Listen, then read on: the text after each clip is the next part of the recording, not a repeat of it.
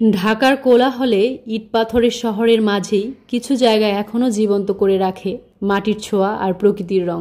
এই যে রাস্তার পাশে সারি দিয়ে বসে থাকা মাটির পণ্যের দোকান আর সবুজে ঘেরা ছোট্ট ফুল গাছের দোকানগুলো, এসব যেন শহরের বুকে দাঁড়িয়ে থাকা এক টুকরো গ্রাম। এই দোকানগুলোতে পাওয়া যায় হচ্ছে হাঁড়ি, কলসি, ঘরে শোপিস, বাগানের সাজসজ্জার সামগ্রী, আরো কত জিনিস। সবগুলোই কিন্তু হাতে বানানো। প্রতিটা জিনিসে আছে কারিগরের মেহনত আর শিল্পবোধের ছাপ।